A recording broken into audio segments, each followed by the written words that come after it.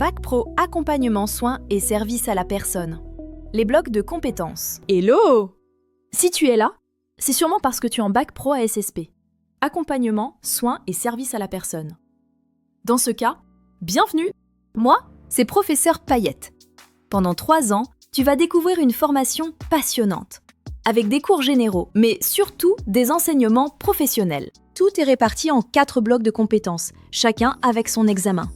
Ce n'est pas un film de super-héros, mais crois-moi, tu vas quand même devenir un vrai héros du quotidien. Bloc 1.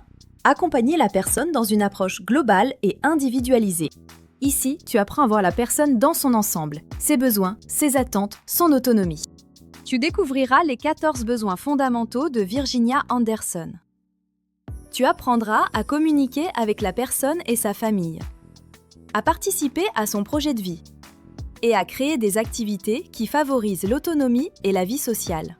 Et pour vérifier ce que tu auras appris dans ce premier bloc, tu passeras l'examen E31. Concrètement, tu choisis une personne que tu accompagnes, tu observes ses besoins, tu fais le lien avec la théorie de Virginia Anderson et tu présentes ton analyse et tes actions dans un dossier de 10 à 15 pages. Cet examen se termine par une soutenance devant un jury composé d'un professeur de matière professionnelle et d'un professionnel extérieur. Il permet de vérifier que tu sais analyser une situation réelle et proposer un accompagnement adapté. Tu l'as compris, ce premier bloc, c'est ta boîte à outils pour accompagner l'humain.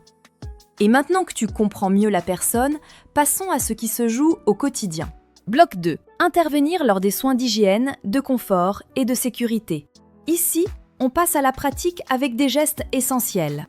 Aide à la toilette, accompagnement au déplacement, réfection d'un lit, installation pour le repas. Tu apprendras aussi à surveiller l'état de santé, observer le comportement, relever les signes, analyser la situation. C'est ce qu'on appelle le raisonnement clinique. C'est une véritable démarche professionnelle indispensable pour comprendre et réagir face aux besoins d'une personne. Toutes ces compétences seront mises à l'épreuve lors de l'examen associé. L'épreuve E32. Cette épreuve dure 20 minutes.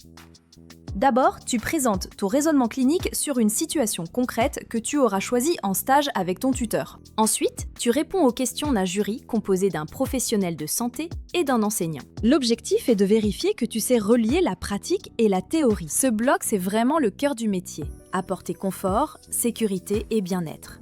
Tout ça n'a de sens que si on sait travailler avec les autres. Allons voir comment l'équipe s'organise. Bloc 3. Travailler et communiquer en équipe pluriprofessionnelle. Dans ces métiers, on n'est jamais seul. On collabore, on transmet, on s'organise.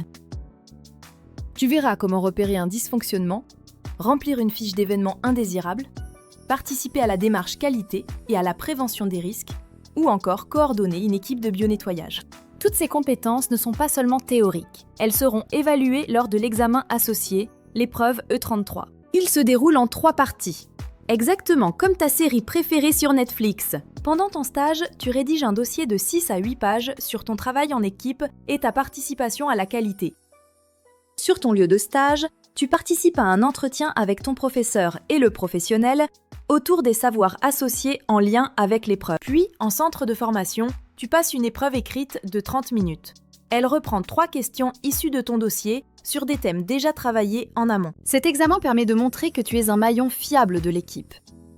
Une fois les soins et l'organisation maîtrisés, il reste à prévenir, informer, sensibiliser, transmettre les bons réflexes santé. Ce que tu feras au bloc 4. Réaliser des actions d'éducation à la santé. Analyser les besoins d'un public. Concevoir, réaliser et évaluer une action de prévention. Exemple. Sensibiliser au risque du tabac. Promouvoir une alimentation équilibrée. Rappeler les règles d'hygiène. Ou encore, participer à une campagne de prévention comme Octobre Rose, pour la lutte contre le cancer du sein. La prévention, ce n'est pas pointer du doigt, c'est partager les bons réflexes. Professeur Payette!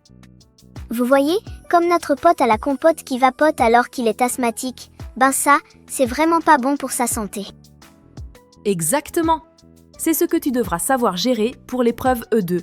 Et en fin de cursus, tu passes aussi une épreuve écrite ponctuelle de 4 heures. Tu dois analyser les besoins d'un public, concevoir, mettre en œuvre et évaluer une action de prévention, et restituer tous les savoirs associés appris pendant tes 3 années de formation.